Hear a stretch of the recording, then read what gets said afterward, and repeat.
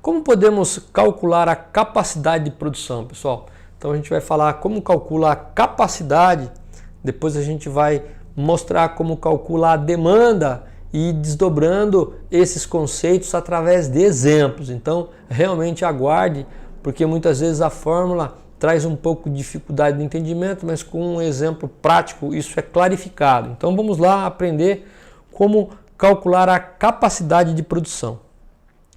Pessoal, segundo esse autor, né, o Antunes, numa obra que ele desenvolveu em 2008, a capacidade de um dado recurso em unidades de tempo, ou seja, nós vamos medir aqui em horas, podem ser determinadas respectivamente de acordo com a equação abaixo. Então tem uma equação que você calcula para identificar a sua capacidade de um determinado recurso em horas. Então é essa fórmula, na qual você tem aí o C, que é a capacidade produtiva, ou sua capacidade de produção, o T é o tempo total disponível para a produção em termos de tempo, o MG é um índice de rendimento operacional global do equipamento.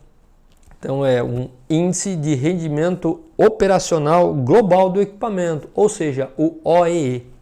Então quando a gente falar de IROG, é a mesma coisa que OEE. Então essa é a fórmula que você tem para calcular a capacidade. Então, por exemplo, se você tem aí um tempo total disponível de 3 turnos, e é geralmente o que se faz, mesmo que você trabalhe com um turno só, para efeito de cálculo de capacidade, considera-se 3 turnos trabalhando, né? Você já vai entender o que eu estou dizendo. Então, você basicamente tem um equipamento trabalhando 8 horas por turno, só que você tem uma capacidade total disponível de 3 turnos. Então, na verdade, esse tempo acaba sendo 24 horas. Então, a gente vai clarificar isso daqui a pouquinho para você. Então, como podemos calcular esse índice de rendimento operacional global do equipamento, né? Ou o OE? Então, é essa componente que aparece aqui embaixo de MG. Então, vamos lá, pessoal. Então, como eu já falei, o IROG ele é a mesma coisa que o OE, ou seja, o índice de eficiência global, né? Em inglês é Overall Equipment Effectiveness. Tem um errinho aqui, né? A tradução é effectiveness, é eficácia, não é eficiência. Então você vai considerar eficácia. Então vamos lá. O que é o OE? Então, embora tenha aí um somatório, o OE na verdade o que é? Ele é a produtória de 3 componentes.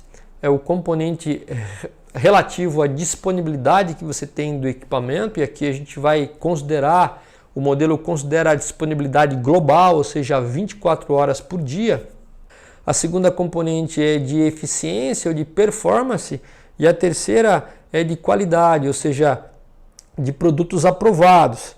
Então, trazendo para essa analogia, o primeiro MI1 é o índice de tempo operacional ou índice de disponibilidade, o MI2 é o índice de performance operacional, é performance ou eficiência, e o MI3 é o índice de produtos aprovados, ou é a qualidade dos produtos aprovados finais, que somando aí dão as 3 componentes do OE. Então só para que você entenda realmente como a gente calcula esse MG dessa fórmula, ok? Como podemos calcular a demanda de produção, pessoal? Então aqui já tem uma outra fórmula. A gente falou um pouco de capacidade e agora a gente vai falar um pouco de demanda. Então, o que é a demanda, né? Já a demanda em unidades de tempo, ou seja, em horas, que é o nosso exemplo de hoje, de um dado recurso pode ser executada ou pode ser calculada de acordo com a equação abaixo. Então você pode ver que D aqui é a demanda de produtos no equipamento em termos de tempo, então o resultado vai ser em horas. O TPI é a taxa de processamento da peça I no equipamento que você está medindo a demanda. No caso aqui, essa taxa de processamento é o tempo por unidade de produção, ou seja, é o tempo de ciclo daquela peça.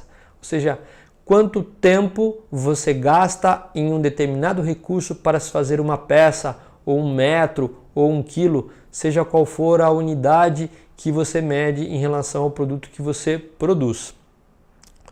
O QI é a quantidade produzida da peça I no equipamento. Então, em função da quantidade que você demanda de uma determinada linha, você vai multiplicar aquela quantidade pelo tempo de ciclo relativo àquela peça que você tem em termos de cronoanálise. Então está aqui a fórmula da demanda, para que você possa calcular aí quanto tempo um determinado produto demanda em termos de horas da sua linha, para que você possa depois comparar com a sua capacidade. Algumas considerações importantes para esse modelo, pessoal, e não só nesse modelo, mas para qualquer tipo de outra abordagem que você tem quando você calcula capacidade e demanda. Um aspecto fundamental a considerar antes de se aplicar o método é que as informações de entrada, ou seja, os dados, principalmente os tempos de ciclo e quantidade demandada, eles têm que realmente ser confiáveis. Então, aquele tempo de processamento que você faz através de cronoanálise ou alguém do processo coleta, ou mesmo você pegando uma série de tempos e basicamente pelo conceito você pega o menor tempo repetitivo para considerar como tempo de ciclo, isso tem que ser realmente um dado com bastante acuracidade para que você não tenha problemas na hora de você calcular a sua capacidade.